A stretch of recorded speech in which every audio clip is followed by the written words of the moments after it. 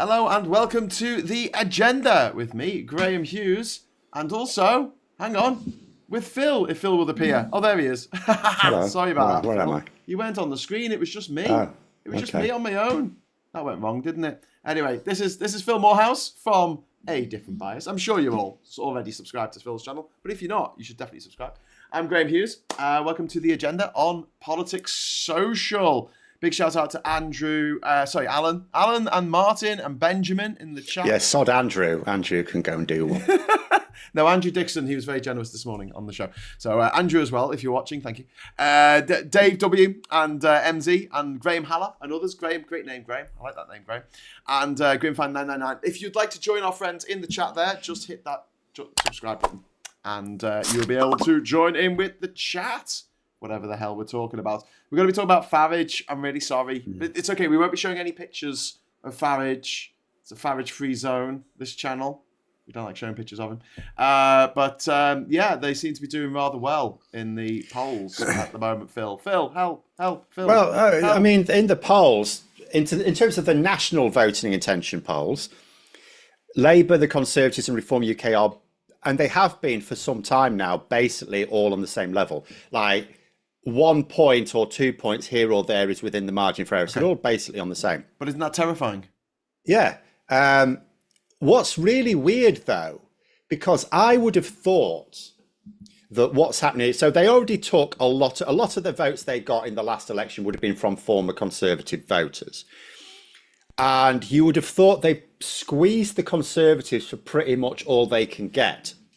And what they're doing now is making inroads into Labour. That would make sense to me, Labour votes, because it's like Brexit. When people were voting for Brexit, they didn't vote for Brexit. Oh, some people thought, yeah, Brexit's the very thing. Some people just thinking, well, hang on a minute. Labour, because they thought Labour arsed it up in government just because of the banking crisis. Then austerity was the Tories, right? Yeah. So they then thought to themselves, oh, we're being told it's the EU's fault. Oh, well, we might as well give it a go. There were plenty of voters who just thought, let's give it a try. What's the worst that could happen? And the same thing will be the case with Reform UK. Yes, Reform UK have their real supporters, but a lot of the people who are joining in now, because their polling is much better than it was last summer, a lot of those people joining in, it's like the Conservatives have clearly failed because everything was like on fire. Labour have come along, and because it hasn't actually some things have magically improved overnight, but in fact, Labour have now got themselves a nice little NHS graph to throw around. But generally speaking, finally, and the economy grew in Feb. Yeah, more than expected. Yeah, technically 5 times more than expected. But even Rachel Reeves isn't making anything of that because thanks to Trumpy boy, we will not be getting news like that for a while. Yes.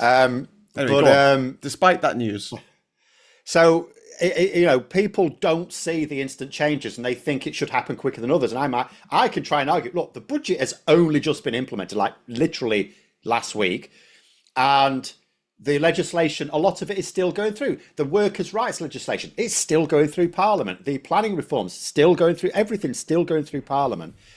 But people just want, we would promise change, where's the change? So you get people who go, Tories have failed, Labour don't seem to be delivering, well, we might as well give them a go. But what I find really weird is if you look at the latest YouGov polling, which they give detailed breakdowns, where their votes are coming from is still mostly the Conservatives. So it's still more Conservative voters than Labour voters. And I'm thinking to myself, so the Tories already lost a lot of votes to Reform UK in the general election. Yeah. Since then, and with a leadership that is deliberately trying to win those specific voters back, they're leeching even more. Well, they're getting it completely wrong. Yeah, that's true. However, doing this well. The numbers are around 20 to 25% for Labour, around the same for the Tories, and around the same for Reform. That means that Reform are over 40% when you add it together with the Tory vote. That's the right-wing vote. It's great that it's being It's not right-wing. split. It's not a right-wing vote. Reform UK are a right-wing party, and they are happy to say they're a right-wing party. It's not a right-wing vote.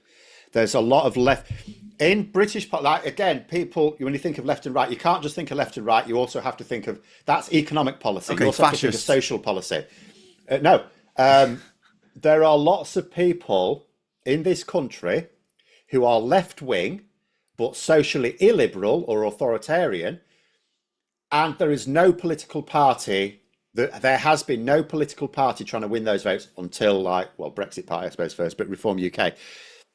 So although Reform UK are happy to call themselves a right-wing party and the real Conservative Party, they actively go after a lot of left-wing votes with that thing in the contract, for example. We'll just raise the income tax threshold to like the personal allowance of £20,000. How are you going to pay for it? We don't give a shit. We're not going to do it. But things like that.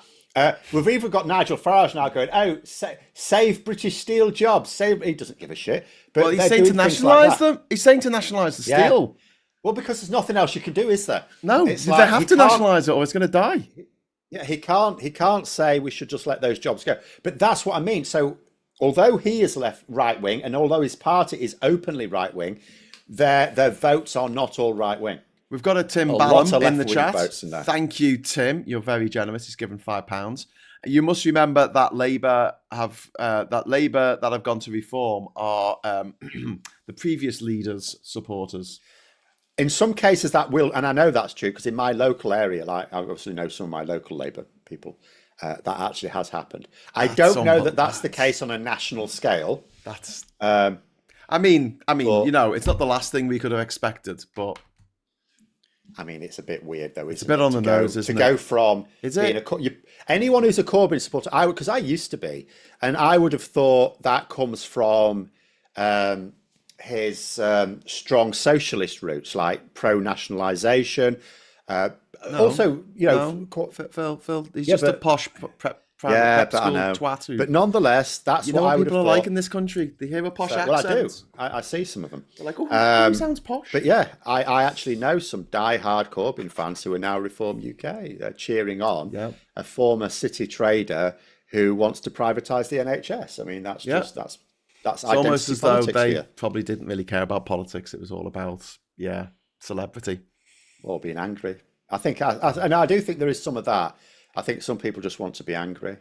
But it's not the last thing that I expected to happen, to be honest with you. I saw how during the Brexit wars, the worst shit I got was off left-wingers. I got more shit. Oh, well, the supporters of the previous leader, I won't call them left-wingers because I don't think they were. And they were supporting a Tory policy and screaming at my face because they were so wedded to this Tory policy.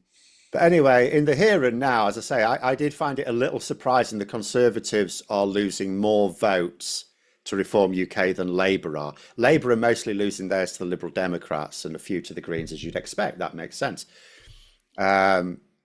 Conservatives, it's basically Reform UK. They're rising fast in the polls. They're preparing to contest all. I don't think they're right. I think nearly all they've been 1,600 council seats in the local elections. And don't forget, if they get 5, it's going to be front page news. If the Greens get 800, it's not. Yeah, the thing is, they've got. They're basically just going to be Conservatives. It's quite funny because Kemi Badenoch was going. She has no problem with them forming a coalition in individual councils, which will happen anyway. It will happen whether she wants it to or not. And Nigel Farage says, no, there'll be no coalitions. It's like, mate, if Reform UK were to win every seat in a particular council, it would still be effectively a coalition with the Conservatives because so many of your candidates are Conservatives. Just left the Conservative Party to become a Reform UK candidate. Yeah, that's true. The mayoral election here in Greater Lincolnshire the Reform UK one, there's Andrea Jenkins. She was a pissing Conservative minister, briefly, very briefly. But still, was she a minister? She was a Conservative MP anyway. I can't remember. Andrea Jenkins. I think she was briefly. Yeah, she was a minister for like 5 minutes. Yeah. Remember, she gave the finger, didn't she, to the crowd as she was walking in? I think she was education minister for like 30 minutes. Tim Ballum again. Thank you, Tim. Tim being very generous this afternoon. Phil, there are loads in Gloucestershire. They hate the EU immigrants and Starmer. Yeah, you do. I mean, you get that. But those sort of people, I would have thought. They would be baked into last year's Reform UK votes anyway. What surprises me is this is since the election. The Tories already crashed to what you would think is a floor of support, and yet they're still hemorrhaging votes to Reform UK. Whereas Labour, they're losing votes all over the place, as you'd expect. But they're losing more votes to the Conservatives than Reform UK. So it's not like I would have expected a drain of votes from Labour to Reform UK. That does not appear to be happening at all. And that's what's surprising me. So these are the people who didn't vote Labour in the last election anyway, because they were too... No, these are people... No, I'm talking about of the people who voted Labour in the last election. Yeah. Very few of them have gone to Reform UK since. Yeah. So I mean, like the people who are joining Reform and the people who didn't vote Labour because they hated Starmer, or the ones who already do that certainly did not vote Labour last year. But do you think Labour are underestimating Reform? I mean, when we've talked about this with Labour, they've said, that the actions will speak for themselves. People will feel better, and they're not going to feel better because of bloody Trump, are they? No, they still will. Again, this trade war, to put it into context, it's the only reason it's a massive deal for the UK. There's like 3 consequences of this sort of tariff nonsense. The first of the tariffs on the UK itself, they're really bad for the car industry, but generally speaking, they're not actually a big problem for us. The only reason they're any problem at all is just because our economy is so flat. So any knock to the economy is bad, but they're really not. It's not a big deal. The 10% is not a big deal. It's the 25% on cars that's the problem. The second hit is from the wider tariffs to the world. So Trump is basically bringing in a global economic downturn. So the problem then becomes not so much that our exports to America go down, because they'll not go down by much. It's the fact that our exports everywhere else could go down as well, because everywhere else has less money to spend, because their own exports are suffering. And then the third impact is if he then raises tariffs everywhere else as well, because obviously at the moment he's sort of U-turned a bit, but he could easily go back up again. In fact, he's threatening to. So those are the big problems. The big problem is not the 10% tariffs on the UK. It's actually the tariffs everywhere else that's a problem for us. Well, I think it's all a problem. Which is why they're now... Sorry? I think it's all a problem, like just Trump being in charge for the next 4 years. Because you can't just talk about the tariffs. The rest of the shit he's going to pull over the next few years is going to be exhausting. Have you seen what Nigel Farage has been saying about Donald Trump? Would you believe it? Would you believe it if I said that Nigel Farage has suggested that Trump might be a chump? Would you believe that? No. He has said that. Unless he was paid to say it. No. What's happening is that I think Farage is realising that Trump is a massive problem, and that his associates... I'm not saying he's pulling back from him completely, but right now he is. He's attacked Trump's tariff policies. After the event, he didn't say it at the time. It's a bit like... In fact, he's compared him to Liz Truss, which is a bit harsh, although you have to remember Farage likes Liz Truss, so maybe it's not actually an insult. But Nick Ferrari on LBC was saying to him over this thing, is Trump going to come out of this a chump or a champion? And Farage says, we'll have to see, or it's yet to be seen. So he's leaving the door open for Trump to come out of this like a massive fool. That is not like Farage. I think Trumpism is, if you can show people in this country, because the big advantage for Farage is in his supporters' minds, he's never been tested. Give him a chance. That's how he's getting votes. There's only so many votes from the die-hard supporters. The rest of the votes are, we might as well give him a chance. What's the harm? Give him a chance. Give him a chance. We've given Tories a chance. We've given Labour a chance. Give him a chance. So if you say, right, Farage is basically Trump, right? And everyone would agree with that. He's so close to Trump. He wants to do what Trump does. Look at what's happening in America. So at the moment, it's a bit difficult to say. Because all they see is him attacking the libs, where we don't care about Trump's libs, right? first term was a disaster, and they voted him back in. No, they didn't. They voted him out. Then they forgot about it, and then they voted him back in. But people forget things. Give him a chance. People forget. That's short. If they'd have voted him straight back in, that would have been stupid. But they didn't. They voted him out. So I do think that voting him in was stupid, Phil. Come on. Yeah, but they voted him out. Yes, voting him in a second time is stupid as well. They're both stupid. Not really, because they thought that things were worse under Biden. Whereas what they were actually seeing was the post-pandemic period. Things were actually better, but they don't look at graphs. So you have to feel better. Feel. Get them in the feels, Phil. But what was it they were feeling? The price of eggs, right? Inflation. Whereas Trump's tariffs for us are actually deflationary. Yeah, okay, but of all the things they Farage, damage, inflation is not one of them. what you're saying here is right. Like Farage is very close to Trump. People associate those two people in their minds. Yeah. And his handlers in Russia have clearly got in his ear and said, distance yourself from Trump because he's really, really unpopular in this country at the moment. Well, I think he can come to that conclusion himself. But I don't think he's smart enough, mate. Have you seen him? Honestly, Putin doesn't give a shit about Farage winning this country. All Russia cares about is that the UK is divided. That's it. Farage and can Farage exist quite happily in opposition. His tapeworm of the hour. But it doesn't need him in power. It doesn't help Putin at all for Farage to be in power. He just needs him. He doesn't have to win. He just has to, like you say, disrupt British politics. It just has to exist. Yeah. So. Well, keep doing. So it doesn't matter. So Putin's not going to give Farage any advice. He doesn't care. He doesn't give a shit. But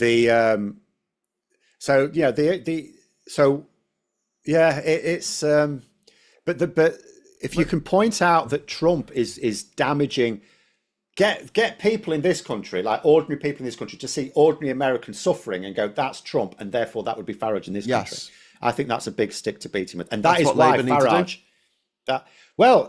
They are actually doing a little bit of it, but at the moment, I actually quite like the fact that Labour are presenting a more positive message at the moment on the NHS. They are still saying, oh, by the way, here's that video of Nigel Farage saying he wants to privatise it.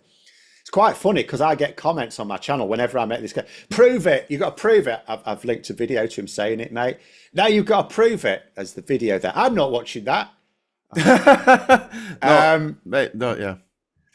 So, but it shows you even Farage supporters are shit scared of this. That's a powerful thing. But yes, so we need to link them as much as possible. Let's make them a two-headed monster. Yeah, but I also say, remember back to the Brexit campaign where the Remain side was pilloried afterwards for being oppressively negative instead of presenting a positive image. So they are still right to be pushing. At the moment, they're pushing the NHS. They're pushing three things. They're pushing the NHS improvements, and they've got a nice, lovely chart showing that. They're pushing extra community policing. Right. I don't know how much people are noticing that, but that's what they're pushing. Bobby's on the beat. Or specifically in this case, a named community officer that you can go, I want to talk to PC Charlie or whatever.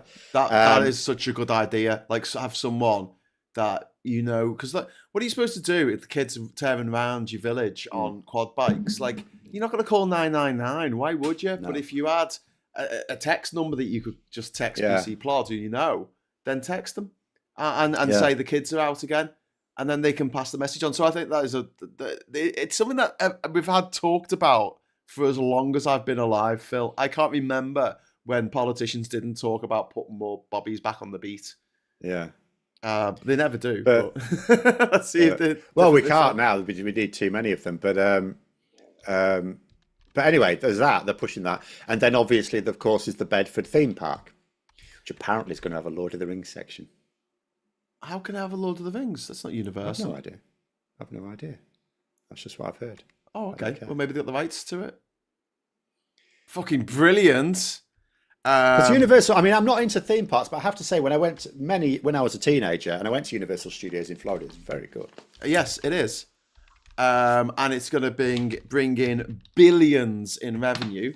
It's going to be the only one in Europe, and therefore the only one in Europe and Africa. Possibly the only one in Europe, Africa, and anywhere nearby in Asia as well. So, if people don't want to go across the Atlantic, it's going to create up to 28... Who would want to at the moment? Sorry? Who would want to at the moment? Well, exactly. You might get deported because you accidentally liked someone razzing Trump. Well, yeah, exactly. Or you might be friends with someone who's put something on Facebook saying Trump's a bastard.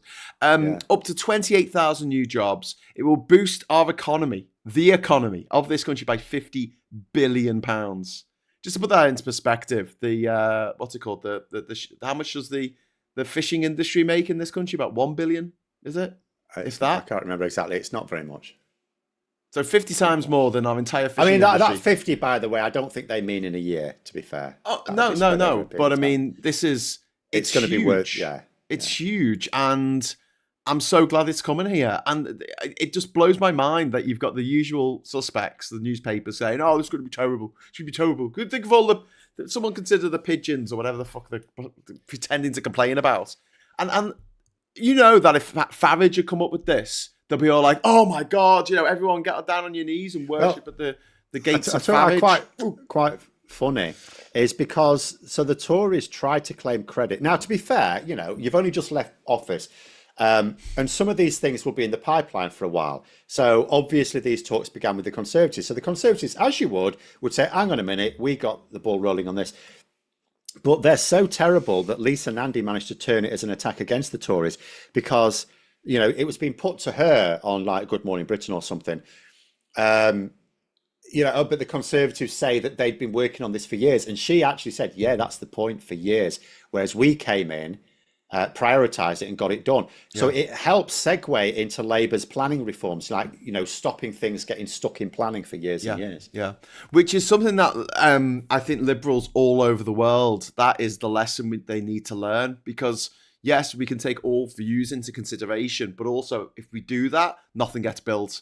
So we've got to have some and then no one, they see Liberals getting in all around the world, nothing gets built when the Liberals are in. Yeah. And once they're out, the right wing, they don't care about stuff like that. They build stuff. It's like, there's an amendment for the planning reforms, the planning legislation. I don't know where it's come from. I'm guessing the Conservatives, which aims to put in a load of, and if there's a planning application for this, the officer in charge must hear every single person who has an objection. Which would then you'd just then get to like 50 people or 100 people or something. So it's like, obviously that amendment will go nowhere. But, that is the sort of stuff they're trying to put. Lancashire is not God's county. It's yours. Thank you, Gareth, for reminding everyone that Lancashire and Liverpool is historically part of the Shire of Lanka. Is God's country, as opposed to Yorkshire, who lost the War of the Roses. And, they're just... No, we won. Losers, we were just cheated. We won. We were cheated. Okay. Your guy murdered the princes in the tower, mate. I don't think you got a leg to stand Very probably. He was a psycho killer. It is also the case that his brother was genuinely illegitimate, according to historians these days. So Richard III was the rightful king.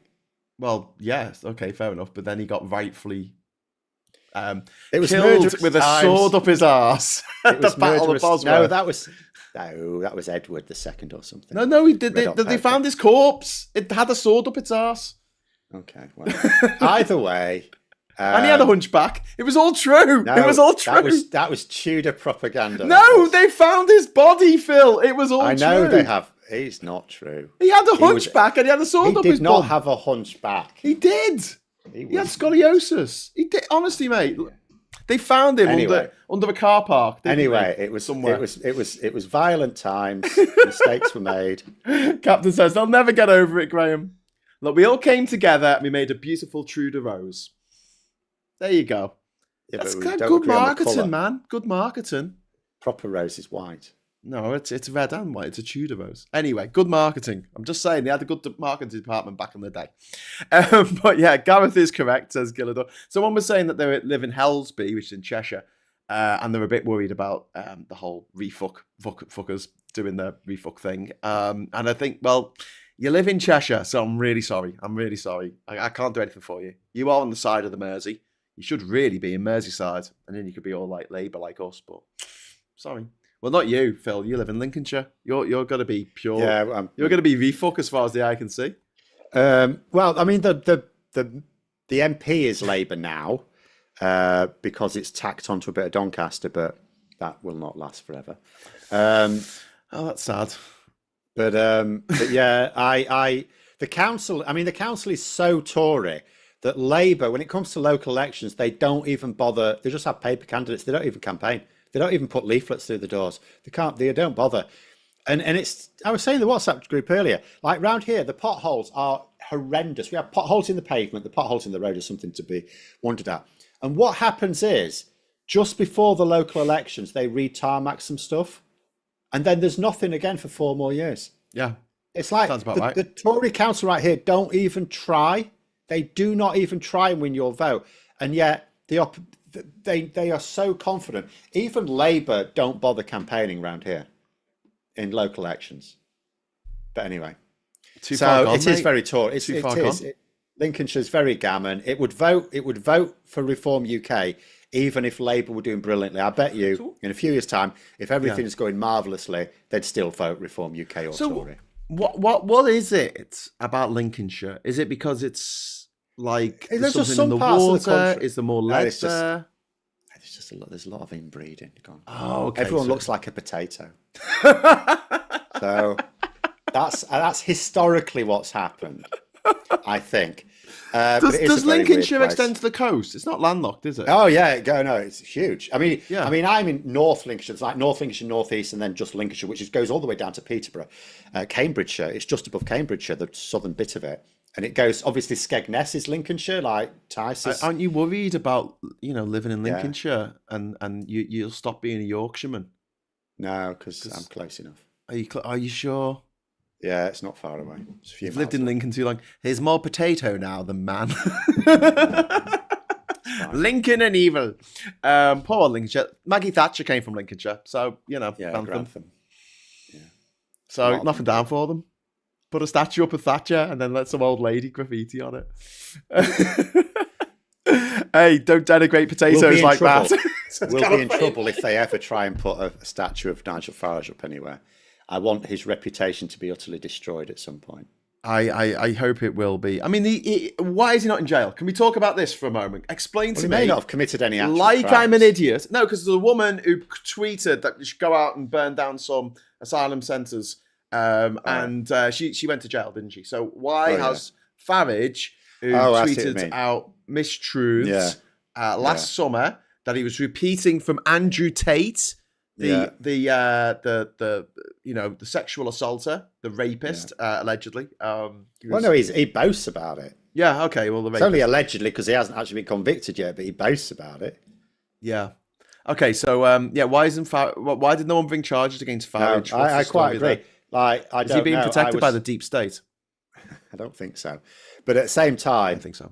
I don't know why those who were clearly the figures who orchestrated a lot of their hate online were not investigated.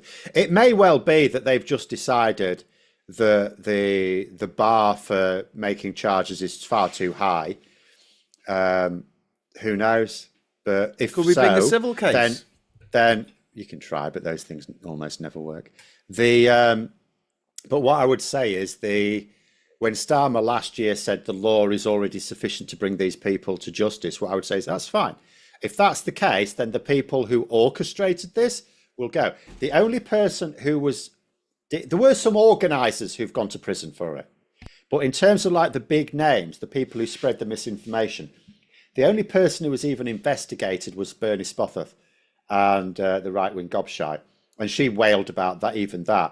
But there were no charges brought, even against her, who actually was the original source of the misinformation as far as anyone can tell. So, yeah, she tried to claim she got it first from a Facebook post that was posted 8 hours after she was posting it, because that makes sense. Yeah, that makes sense. Or several hours anyway. So yeah, I think in a situation like that, you look at the situation, you go, okay, why are there no investigations into the people who orchestrated this? If the law is already strong enough, why aren't those investigations happening? And if those investigations are not happening because the burden of proof is too great, then actually the law isn't good enough. Yeah. It's actually not good enough. So just to get back onto Farage and his bloody party, I mean, there's echoes, obviously, of Brexit Party and UKIP and the other host vehicles that the tapeworm that is Nigel Farage has found himself in. We need to get better worming tablets. That's all I can say. I was just telling Phil before we started this that it wasn't the original title of this show. I think I said, how can we make him go away or something? I used much stronger language and I thought, oh no, I can't say that. But you probably know what I'm thinking out there without me actually having to say. But they've got quite a slick machine going when it comes to their propaganda. They've got social media dominance. They've got GB News on their side. They're getting a lot more clicks than something like I don't know, the Green Party that has infinitely more councillors, the same number of MPs, and yet nobody knows what the Greens are doing. They're not, honestly. The reason what you call the Reform UK propaganda machine is just the media Yes. doing it for them. Reform UK's actual work is as shocking as anyone else's. Oh God, yeah, but they're okay. All right, so I shouldn't call them a slip machine, but So their own stuff is absolutely terrible. Do you know they've been putting out leaflets with Rupert Lowe on it, which is technically illegal because they're misrepresenting their party. I think everything about them is technically illegal because they just misrepresent reality, mate. Well, yeah, well they have, but at the same time, it's and there's the vetting as well. Farage was going when all these characters were coming out last year. Oh, it's because there was no vetting. Like Richard is a fool, He didn't do any vetting. I'm doing vetting now, and he's been boasting about it recently. We've got better vetting than anyone else. We've got world-beating vetting, and they've already had to bin 2 candidates after the vetting. For social media posts that you would have thought have come up with the vetting process. And they still, as far as I am aware, have not binned the candidate who on social media referred to Black See You Next Tuesdays. Wow. So yeah, when they only had a couple of hundred candidates to field for the general election, they were terrible at weeding out the racists who are obviously find refuck very appealing because it's a racist party. But then, this time there's 1,600 people. I mean, you get 1,600 refuck voters. Sorry, not even refuck voters. People who are prepared to stand for refuck. Yeah. You're going to find. And the thing is, as well, they're like getting rid of. They were promised as well. Local associations were promised money to run the campaigns. They're not getting it. So actually, the organisation of Reform UK is still in a shocking mess. The only reason they're getting any support is all this top-down promotion, free, uncritical promotion in the mainstream media. That is the entire source former Conservative donors. Yeah. They're getting loads of money from former political Conservative donors, and they get loads of free publicity in the old. It's not even like friends they get, who run Fleet Street. It's not even like they're getting critical questions in the media. It's just free promotion. That's all. If they didn't have that, we don't even know who Nigel Farage was. Yeah. Do you think they might win in Helsby, Runcorn and Helsby? There's a by-election there, by the way. It's not just the local. I don't know. I don't know that I would even. I haven't seen any polling for it. I'm not sure I would trust it. If I did, I could have a look, I suppose. Well, you have a look. I'm just going to fill people in. So what happened? I can see them. The MP for Runcorn got into a bar brawl, which spilled out onto the street, and was actually given a suspended sentence in jail for it. And obviously, he's been well and truly kicked out of the Labour Party. He was a Labour MP. And I think he resigned, wasn't it? There wasn't a recall. He did. Oh, yeah. I mean, the thing is, though, I can see Reform UK winning it. I mean, they'll definitely win the next one. So the one who has been arrested on rape charges, that's Jacob Rees-Mogg, so we could probably see him back, the little bastard. Or big long bastard, really. But because Labour were never going to win that seat again. That was an anti-Tory protest vote. So like Labour would never toenails. You just won't go away. Alice, I'm very sorry. Thank you very much to Alice. Very sorry, because she's saying you lumping together the entire country based on your view of the wealth in large parts is disappointing. I live in bloody Ellesmere Port. First of all, I'm sorry. Okay, I was being a little bit facetious there because obviously I grew up in the area. So, let's say Cheshire West, and we'll say Cheshire East. I think Cheshire East is like massive because geographically there's not as many people there. Cheshire West also has Chester in it, so it's quite a small area. So I think Ellesmere Port's in Cheshire West now, is it? They keep moving the boundaries. I don't know. I know that Ellesmere Port, when I was a kid, used to have a Liverpool postcode, and they don't anymore. So breaks my heart. It does. But yeah, Cheshire wankers coming to Liverpool in their stupid shit cars, and their bling kind of annoys me, especially when they vote for the Conservatives or for refuck. But yeah, the Helsby by-election, Helsby Runcorn by-election is a little bit of a worry. I can see. So in terms of I'm just looking on the wiki page. In terms of opinion polls, there's a Find Out Now one, but they are absolutely shocking. Like they're really terrible. Find Out As pollsters go, as pollsters go, they're basically just throw darts at walls. Is that what they're called? Find Out Now. Yeah. Oh God. They're shit. They give Reform UK a lead. Then there's a Lord Ashcroft poll. This is more likely to be a bit better. That also gives Reform a lead. and this was last month. This is like nearly a month old now. I'm not confident. We'll see. You're not Hopefully, confident in Labour will just get out. But the thing is, when it, sorry, is this for Helsby? Sorry, Runcorn, yeah. Yeah. Runcorn and Helsby. So what I would say is, there's like, if it was just a by-election, I'd be really worried, because Reform UK can completely descend on it. They still will prioritise it because it's a Westminster seat, but they are also having to fight council and mayoral seats at the same time. So Reform UK will be spread thin, whereas Labour will be able to turn people out in force.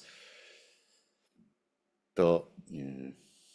I mean, Amesbury, the previous MP, was popular there. The candidate they've got now, I gather from people who are local there, she's not going to be that popular. She's local, but she hasn't really got a name for herself. And just in general with people, yeah, I can see Nigel Farage having a big grin on his face 3 weeks today. I hope he doesn't. But he probably will. See him. He's got the money. He probably will. Do you think you're going to have a mayor, a refuck I think mayor? we're going to. Yeah, I think so. I'm not certain. Where's the mayor? West of England. Is that you? No, I'm Greater Lincolnshire. Greater Lincolnshire. Andrea Jenkins. Hull... I quite like the Labour candidate, but I mean, there's Hull and East Yorkshire. That'll probably go to refuck. Cambridge and Peterborough. West of England. I'm not sure Hull will actually. I think I'm not. I don't think Aaron Banks will win. He's like in the West Country, isn't he, or something, Bristol type area. But yeah. Andrea Jenkins, I can see her. And the thing is as well, she's not going to do anything for people. She won't do anything. That's not just me, because I don't like her politics. Even her campaign, she's not campaigning. She's just slagging everyone else off. And I don't mean their policies. I mean just them. Yeah. Her campaigning is just whining about others. But that works. That's how Trump got elected twice. Well, yeah. He just whined about everything. He's like, oh, I'm a billionaire. It's not fair. Oh, America's the richest country in the world and the most powerful. It's not fair. They're raping She's not us. even whining. She's not even whining about policies. She's just whining about people. I don't like my Labour, the Labour candidate. I don't like the Tory candidate. Don't you? How nice of you. Why don't you tell us what you're going to do for us, you silly cat? No. This is the thing, though. It works. It works. The dickheads are like, oh, yeah, she's saying she doesn't like something. I don't know. Ernie, thank you very much. I was saying here, I used the line Jim or Brexit, but I meant it as a negative. Never thought that the Leavers would have a Savile supporting element. Yeah, because they put Reform will fix it on their big. Oh yeah, that was a weird one, wasn't conference it? Thing. Reform will fix it, so everyone thought of Jimmy Savile. I mean, I can't understand some of what they do. Like, but then again, I can't understand some of the stuff that Labour does, mate. I mean, seriously, Labour's comms. Let's talk about that for a moment. Apparently. My stepdaughter says they've upped their game on Instagram. Yes, yeah, they've started a new thing of they want to get more into social media when there's not an election on. Oh, they're not doing who gave them that idea, Phil? I don't know. Maybe people have been screaming at them for the last bloody couple of years. They've done now on YouTube. That's all I know. Yeah, but apparently, because she says it's not just that she's seeing stuff on Instagram. She says it's quite good. They're going into memes and stuff like that. So. A young woman in her early 20s reckons they've upped their game on Instagram. Yeah. Well, the Refuck are planning to get themselves hundreds of council seats. Last year they covered just 12% of the council seats. This year they're going for near total coverage, focusing on potholes, council waste, anti-woke rhetoric, and sending in the auditors, which is just straight out the Trump playbook. He's signed an executive order to bring back plastic fucking straws. These aren't serious people. No. But they know the lines that people like. You know when you watch like The Simpsons or some daft comedy show and they have like some politician or someone trying to sell them a monorail and everyone's against them, and then they make a speech and they're like, oh, I like the cut of his jib, and everyone changes their mind because they've got no mind of their own. And you think, that's funny, that's a cartoon. But actually, That's the reality. There were But- so but many that's- people out there who were like, "Woohoo! Look, a dog with a fluffy tail!" And then they went off that's down the it. street following it, and you're like, Simpsons was always like social commentary, really, wasn't it? "Yeah, absolutely." But I mean, it's spot on. Actually, I think it was more of a documentary, to be honest with you, in animated form. But the way that the crowd Well, if it was, goes, then tomorrow there's going to be a sad announcement, then, isn't there? Why? Because in The Simpsons, a Donald Trump type character unfortunately passed away on the 12th of April, 2025. That's an internet bullshit thing. No, Is it? yeah, It's not going to happen anyway. Put together because he's as fit as a flea, despite how he looks. Oh God, why can't he just not be here That's anymore? to be no good anyway, because then you just get Vance in charge. He's no better. But we talked about this. Like, he's got no charisma. He doesn't need it. have He's the got the cult power. leadership. Arguably makes him even more dangerous, because then he's definitely only got a limited time with power. Yeah, but no one will support him with the crazy shit he wants to do. Like, all those Republicans live in absolute fear of Donald Trump and what he will do to them, like the kid from the Twilight Zone. But, like, JD Vance doesn't have that power over Republicans. They'll all just turn against him. Although, Trump was... I didn't talk about this morning because we were talking about something else, but Trump got his arse handed to him by the Supreme Court yesterday, 9-0, to say, bring back that fella that you fucking kidnapped from Maryland and put in an El Salvadorian torture jail. Yeah. Bring him back. Because they're like, oh, well, he's there now. what can we do? Whoop, boop, boop, boop. And it's like, you can get him back. You can literally go to the jail and say, right, we need this guy back. But it's only had his arse handed to him if he does it. He's ignored court orders. So let's see now. We'll have to see. But I mean, what is the enforcement procedure if he ignores the Supreme Court? Well, exactly. It's supposed to be impeachment, but it won't be. It won't be. It won't be. I mean, he got away with this. Remember when Liz Truss did what Trump did on a smaller scale, she was gone in a few days. That was it. A few weeks later, she was out there. Whereas Trump's not. No one's even talking about. Like, okay, there's a few Democrats going, "Oh, impeach him." Yeah, how's that gone? How did that work the last few times? He's there. He's stuck there. He's not leaving for a while. Just to go back to this side of the pond, so Lincolnshire, Greater Lincolnshire, Andrea Jenkins, would it be worth pushing for the Tory candidate? I honestly don't know. That's an uncomfortable one for me. Yeah, imagine the Tory vote. This is Labour's fault. This is entirely Labour. Labour are being absolute arse, just like the Lib Dems were, to be honest. It's not just Labour, but still, Labour are being absolute arseholes to anyone who promoted tactical voting in the election last year, even though it benefited them massively. Yeah. But it's also like saying, but first past the post necessitates tactical voting. Yes. If you do not like tactical voting, change the system. Really that simple. You cannot support first past the post and be against tactical voting. Yeah. But I have been lucky in that everywhere I have lived to be able to vote, the tactical vote would have always been Labour anyway. Whereas, yes, if you were to pose to me, because it's the only thing there's no local elections here, it is just the mayoral election. And they've moved the polling station, so I need to find out where that is now.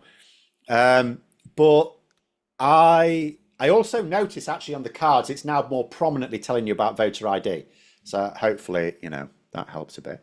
But if I were to be told that the tactical vote is the Conservative candidate, then, I mean, tactical voting is always about voting for the lesser of evils sometimes.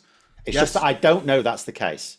I have got no information that tells me the Conservative candidate has the best chance. Because although I talk about Greater Lincolnshire and all the rest of it, it's not all Conservative country. There are Labour strongholds in it as well, like Grimsby and stuff like that, even though that did flip Tory, but that was like a Red Wall thing. It's gone back. So you've got Scunthorpe in there and you've got Grimsby in there. So for all I know, the Labour candidate is the tactical vote. So I will be voting Labour unless someone shows me some compelling evidence otherwise. But it is a knotty one. Because I would absolutely say a Tory candidate is still preferable to a Reform UK candidate. I'm very clear about the hierarchy. I don't mean UK to are offend worse. anyone in Scunthorpe or Grimsby, but if I was designing like a map, like a Lord of the Rings map of a fantasy realm, and I wanted an area where all the orcs lived, I'd call one of the settlements Grimsby, and I'd definitely call another one Scunthorpe. It sounds like somewhere where orcs live before they go out and do. Well, orky Grimsby things. is named after a Dane who settled there, Viking. It's A called Grim. Hull. Change the name. It's too close to hell. Call it Kingston. The actual name of the city is Kingston upon Hull, but we call it Hull for some stupid reason. Yeah, It's but like calling Kingston Newcastle upon Tyne. Hull. Yeah, but Kingston upon Hull implies that Hull was there first, doesn't it? It was only made Kingstown when the king visited there and said, "I like this place." They went, "Oh, we'll call it Kingston." Okay. So it implies Hull was there. I don't know, but that's what it implies to me. Kingston upon Hull is Kingstown upon Hull. Yeah, but isn't Hull a river? Yes, there's a river Hull. Yeah, Well, there you go. It's just on the Hull River. but the Like river Newcastle must have under been Lyme named is first. under the lime and underwater, I guess. I don't know. I just think they should change the name, Phil. It's a horrible name. Look, they changed the names of loads of places around the world. New York used to be New Amsterdam. Yeah, I know. I don't actually know what was wrong with that, though. I approve, don't get me wrong. I mean, Toronto York used to be central of all York. civilization. But, okay. So you're now making me like Americans more than Canadians. What's going on with that? No, but Why would you Toronto change used to from be York. It used to Why be would you York. change it from York, which is the Because there centre was of all New York and it got civilization? confusing. You know, How imagine you confusing is send it? something to like over the water. You're going to send it over to the new place called York or New York. I mean, it's just confusing, isn't it? So they just changed it to No. Toronto. I'm fine. I don't understand what's New York and York have obviously clearly. I mean, there's Bangor over on Yeah. stateside, and Yeah. then that's in Wales, and no one's got a problem with that. There's Bognor There's over here, which is Lincoln's. called Bognor There's a Regis, Birmingham. and the Regis refers to the king. There's I mean, that did confuse me actually. Birmingham, because when I used to get GI Joe figures when I was young, and there was Yeah. one of the cards, and it was talking about like this fellow Birmingham, from Alabama? Birmingham, but he was clearly American. And I was thinking, what you on You think about? that's confusing? Okay, so you're in a department store in Australia, and you see a big sign that says Manchester this way. What are they talking about? Clothes. No, linen. Is that different to clothes? Haberdashery. Oh, Haberdashery. Okay. Probably will call it. Well, I mean, you know, different. They call it countries, Manchester over there. You expect, you know, different words to mean different things. I mean, that's fine. There's a Del Monte plantation in Costa Rica called Liverpool. Okay. The man from Del Monte goes to Liverpool and he says yes. I want to see what happens if the man from Del Monte says no. I think that those helicopters come over and they drop napalm. Everyone's screaming on Bit fire. harsh. Oh no, he said no. He won. Run for your lives. Sorry, getting a little bit distracted there. I've got ADHD, you know. Anyway, can we get back to what we were talking about?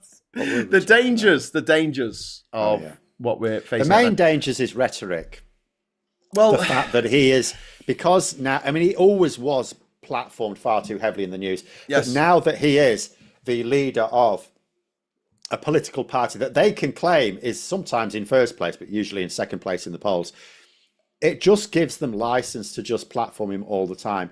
Yes. The only reason he's not on the news more is because he doesn't like some of the questions. Well, So we've got the problems with, like, you know, he puts himself across as this plucky outsider, right? And he's not. He's a multimillionaire. We know this because he's got a Coots bank account backed by wealthy donors. We know this. He has links to white nationalist groups through past UKIP alliances. And he constantly dog whistles about immigration, crime, and culture wars. He doesn't want to fix the system. He wants to burn it down and rebuild it in his and Trump's and Putin's image. And we need to get this through to people. We really, really do. Nick and Div said, did you see Carol Cadwalader's TED Talk yesterday? I've seen her TED Talk from a few years ago. I didn't know she'd done another one. But I will check that out. I like Carol.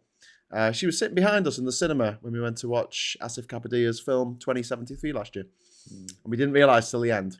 Probably we shouldn't have spent the whole movie giggling all the way through. well, to be honest, it would have been a bit of an insult to poor Asif if you'd have spent the film looking at people behind you. Yes. So it's probably a good thing that you didn't notice who was behind you. Oh shit! I've got a bit dark. Oh my god! Sorry, Gavin.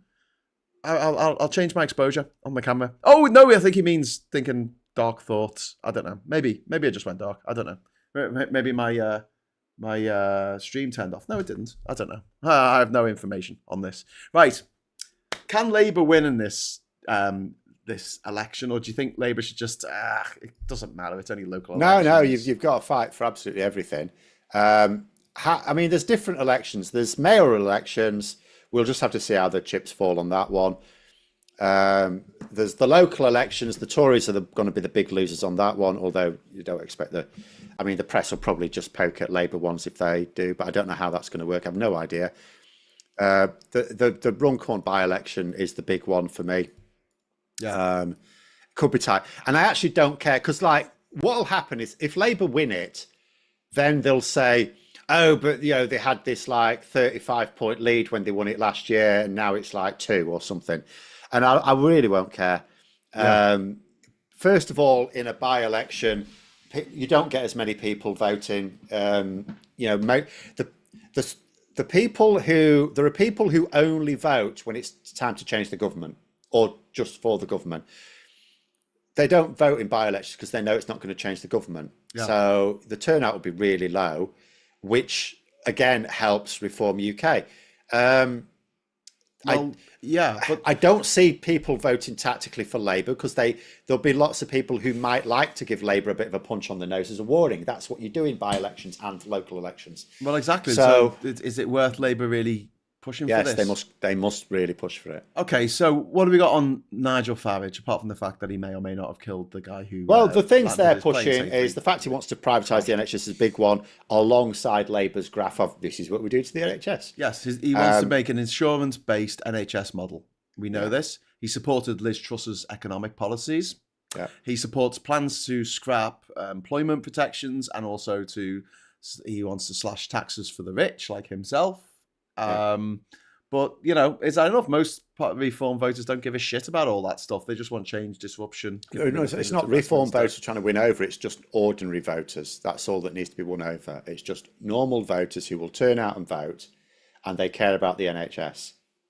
Do you think that Labour can deliver the real material improvements in people's lives by the time the next general election swings around? Yes, I do. The NHS is already getting better, notwithstanding a couple of issues still. The workers' rights bill will be huge. The employment rights bill will be absolutely huge. That will be the reform laws will also be fairly big. Energy should really power on. We'll be insulating more homes. So the energy bills, there's a good chance they actually do come down. They genuinely do come down. Yeah. So I do. I don't want to. I think some people are overplaying the impact of Trump. It's not good because our economy is struggling so much, but it is also giving us the impetus to work more closely on trade relations with other countries. With the EU in particular. Rachel Reeves has, again, just this week said, it's not the first time she said it, Brexit has made it harder for us to trade with Europe, particularly smaller firms, and we need those firms to be able to trade more with Europe. Yes. She is... there's much greater impetus. And with Mark Carney, if he wins this month, what is it, a couple of weeks away, if he wins, he's a big driver of this idea of the EU, Canada and the UK getting together and lowering trade barriers to one another. So, and we've got this summit coming up next month as well. That's about 5 weeks away, which was supposed to be on security and defence, and obviously still will be. But there's a real push, like Rachel Reeves has said. Rachel Reeves is going to be there. You're talking about security and defence, but Rachel Reeves, our Chancellor, is going to be at this meeting. So it's going to be more than that. She's written a piece today in the newspaper talking about needing to get closer relations with the EU. I mean, that's what she's pushing. She did an interview with the FT. This is also an opportunity for us to hang Trump around the neck of Nigel Farage like a fucking albatross. Because we can point out the mistakes that Trump is making and say, Nigel Farage wants to do that here. He wants to do the same mad shit that is going to destroy our economy, destroy our world standing, destroy trust. He's already done it once with Brexit. And I think that's what upsets me the most, Phil, is the fact that he's already done this once. And he fucking got away with it. Yeah, because he just blamed the Tories for not doing it right. And it's like, but what did he mean? What did he mean? Because he didn't do it like Trump's doing it. That's what he meant. Now, that is something that we have to do, though. I get that Labour can't do that because obviously Trump is the US president. They can't go, Farage wants to do what that crazy lunatic Trump wants to do. So they've got to be diplomatic. But we can do that. Yeah. And everyone knocking on doors can do that. Farage basically backs Trump.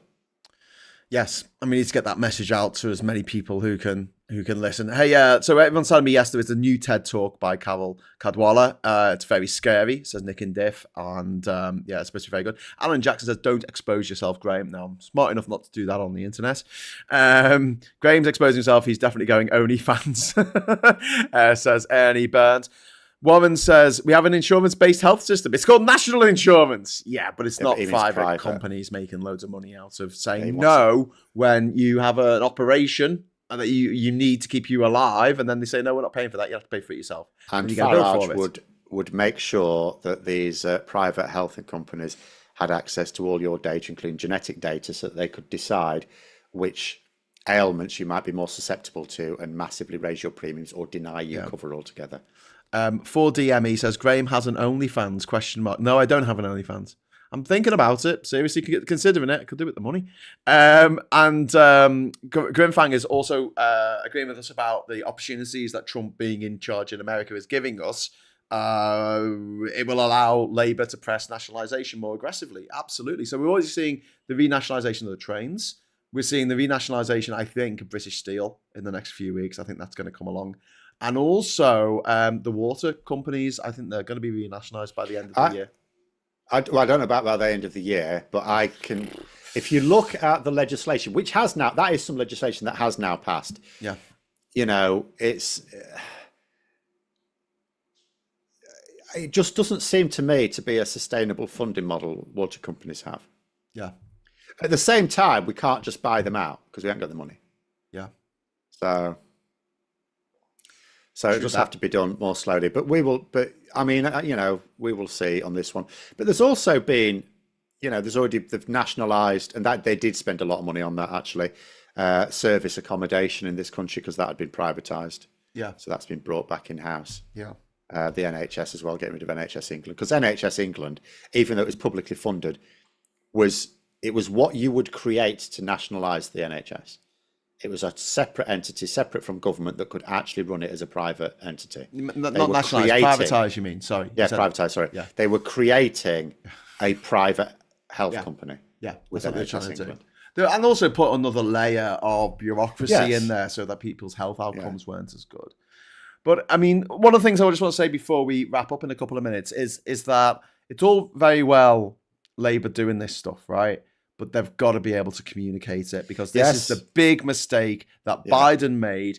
You said earlier, people can't read graphs. Yes, you're right. Yeah. People can't read graphs. They don't give a fuck. They go, oh, data, and they fall asleep. Most people who aren't maths geniuses. They see a spreadsheet, they're not interested. So it's how they feel. And Labour has to make people feel better off in this country. And it's why it fucks me off so much when they do daft, petty shit that only affects a minority of the country negatively.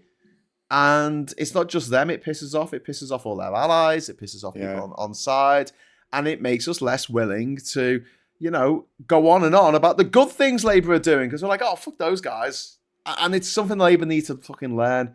Let the little ones go. Don't, go after the big fish. Well, that's then policy. And you can always put that in. You'll have already had an email like I have for the suggestions for the National Policy Forum. Yeah. But in terms of communication, if they got better at communication, then there may be less of that as well. Although I do think when it comes to trans issues and the NHS, I just think Streeting's just a fucking idiot. I do. He's not doing trans people any favours. He's not doing trans allies any favours. But also, he's not doing Labour any favours, because these are naturally left-wing people. Like, if you're, I can't speak for everyone who's trans, but if you are trans, it is a bit unusual to be supporting the Tories and the party of the TERFs and the likes of J.K. Rowling and that. But Labour have got problems. Labour have got, they've got rid of that. Who was that horrible turfy woman who used to be in Labour and she's Duffield? Well, she disappeared. She showed herself out Rosie Duffield. Rosie Duffield. God, I wish they got rid of her earlier. So she used the Labour machine to get a position as an MP. And then as soon as that had got her into the position she wanted, she dropped it like a hot stone. Yeah. Nice of her. There's a few MPs that did that, didn't they? They used Labour. Yeah. Even though they knew what they were standing on. They knew the manifesto they were standing on. Yeah. And then when Labour said in the King's Speech, okay, we've been elected on this manifesto, we're going to do this manifesto, they were like, oh, no, not like that. Yeah, I know. Okay. It is dishonest. I think. I mean, for me, a Labour MP, it's your job to keep Labour in power. If you're going to say, oh, but this policy is wrong, okay, so argue.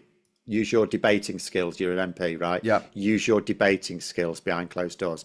And if you can't do that, then you're shit at debating. At least you can do some job helping them get elected, and let other people make the public arguments. And if you don't like that, no one made you a Labour candidate. You chose to be a Labour candidate. Stand as an independent. Big shout out to Baymax, who was at the Darkness last week in Newcastle. How's it going? That's pretty cool. I agree. I think that Labour need to do more, obviously, with connecting with people, and they need to realise that it's not just about policy; it's making people feel better, and you do that through a mixture of policy, but also marketing. As we say, a flower is just a weed with a marketing budget. Fucking market yourself, Labour. I still cannot understand for the life of me. So they had that period after the election, and the policy was really good. There were lots of positive stuff going on. Then the riots happened. Obviously, that took them out their stride. Then when they came back after that, they were going on about how shit the economy is. I'm thinking... And the thing is, everyone got the impression that they were building up for this terrible budget. And actually, the budget in October was pretty good. There was more borrowing than expected. There's more investment than was expected as a result. And it was like, no, this is actually a good budget. You can sell this. So why did they spend several months beforehand going on about, just so that they could say to the Tory, just so that they could stop the people wanting to go back to the Tories? It's like, well... That's not their problem. Like Labour are not even attacking the Tories right now. In this campaign, when I'm looking at their campaign stuff, they're not even bothering to attack the Tories. The Tories are so irrelevant. They're attacking Reform UK. So I don't think Labour did themselves any favour. They should have been talking up what they were going to transform the economy into. Yeah. They should keep people focused, eyes on the prize. Yeah. And say, this is what we're going to achieve. This is what we're going to do. And then every time something came out, like the Universal Theme Park announcement, this is all part of our plan. Do you see how this connects? We were talking about planning reforms. This is it. This is how it works. Getting these things that have been stuck in the pipeline for years, getting it through, getting it done. Yeah. And they could have been really positive, and they decided to go negative. And it's just, for me, that was amateurish, because the big lesson from the Brexit referendum campaign, the massive lesson that came out of it, talk about that in the chat, was negative campaigning. From the Remain side, it was always about this bad thing will happen, this bad. It was never about this is the positive stuff. And it's like Labour couldn't even, whoever's advising Labour couldn't even learn that simple lesson. That you need to be, especially when you're in government. Like when you're in opposition, you want to pretend everything's shit. But when you're in government, they knew that people weren't. I mean, I knew from polling that it reckoned people would give Labour about a year. Now, they didn't even give them that long, but that's a very short period of time to turn things around. Charlie Mullins didn't even give him a day. He left. He left the day they won. And he's like, I'm not going to give them a chance. He's like, did you want to give him a chance? No, I'm not going to give him a chance. He's a fucking dickhead. It's just, go and live in Dubai. Okay, cool. Can we take... Well, he's not, though, is he? He's stayed to be a Reform UK candidate somewhere. He's living in Dubai. Richard Tice lives in Dubai as well. Tice is, yeah. This shouldn't be allowed. As well. Make up your mind, guys. Yeah. But... it's baffling to me. Baffling. They should have constantly said, "Oh, we're going to do this. We're going to do this. We're going to be brilliant. It's great, absolutely fantastic. Oh, this is what we're doing now." It should be upbeat all the time when you're in government. Upbeat all the time, and it's not. And it's still not.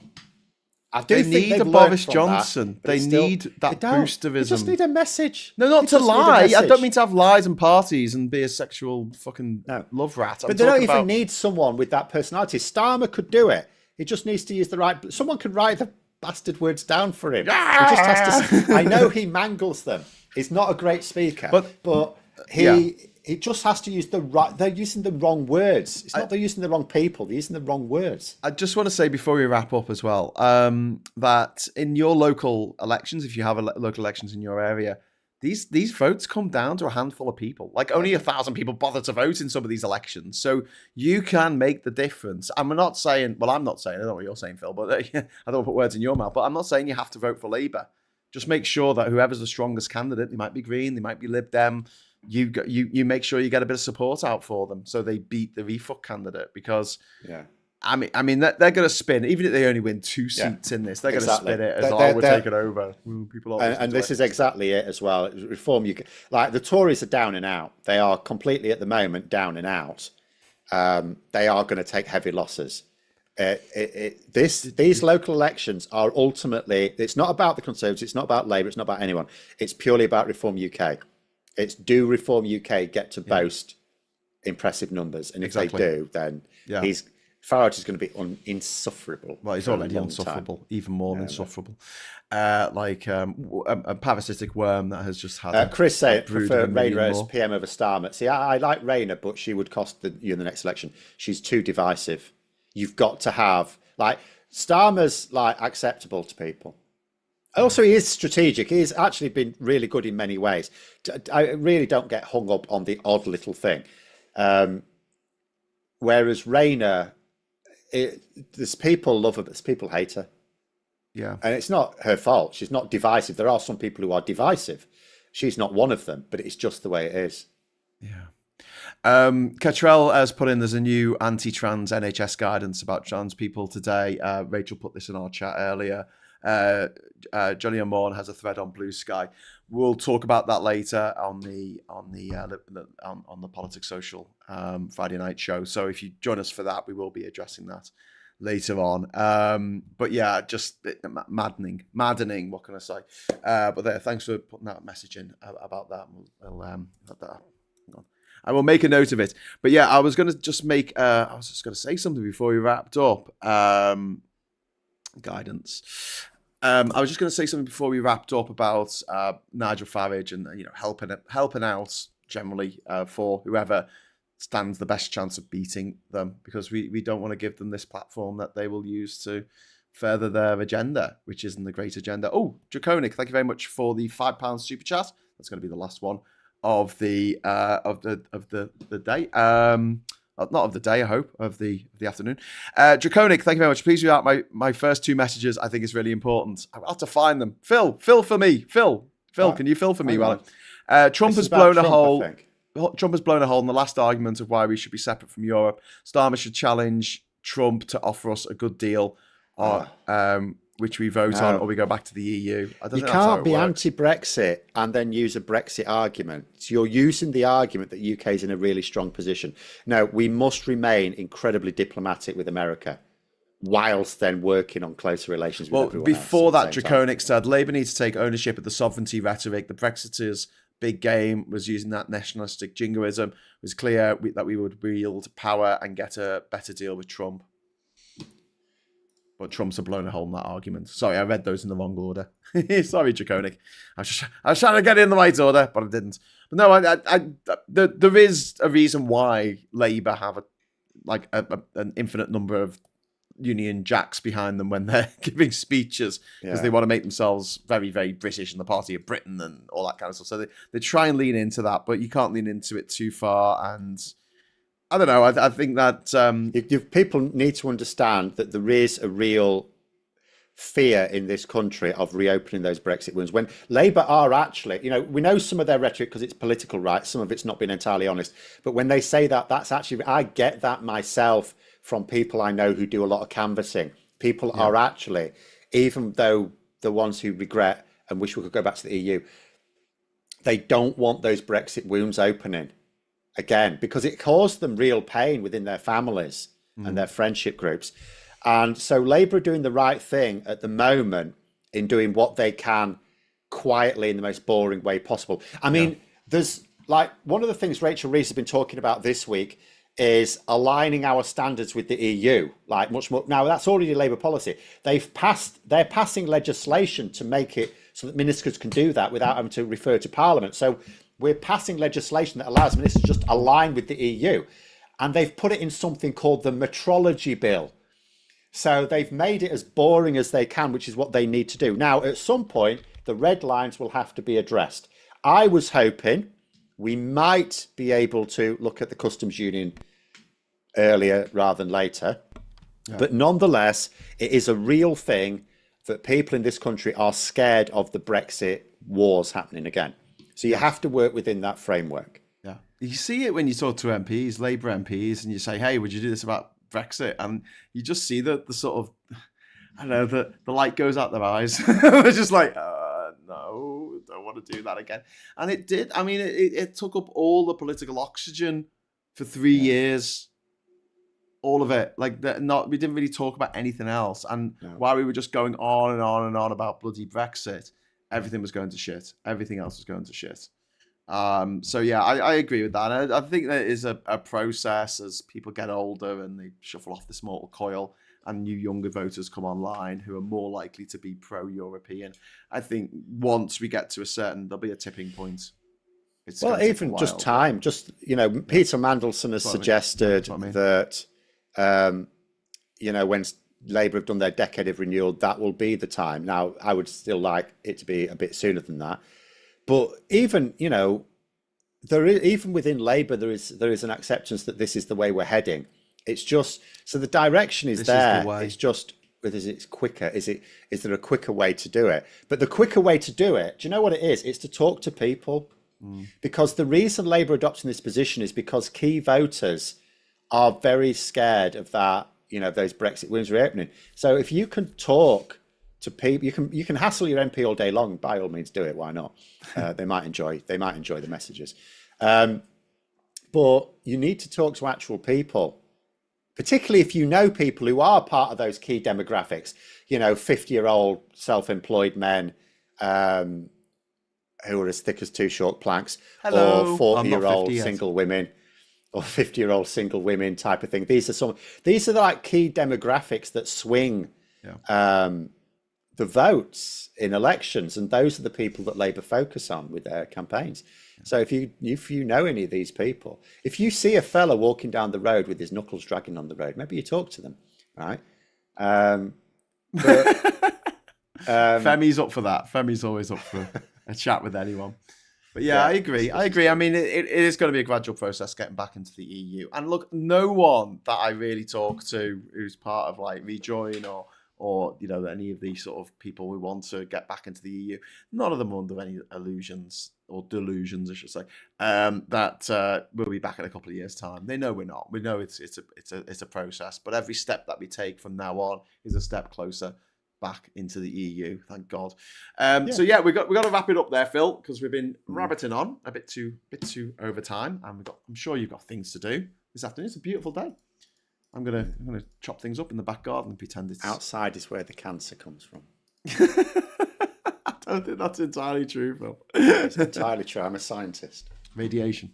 Anyway, radiation from the sun. Anyway, thanks, Phil, for joining us this afternoon and chatting about Farage. I'm sorry to bring him up, but I suppose we have to. And if you watching this would like to join us tonight, or at least me, I'll be on the Friday night social from 9:30, so please come along to that. It should be quite interesting, and you'll be welcome to join in with the chat. Everyone who has already joined in with the chat today, thank you so much.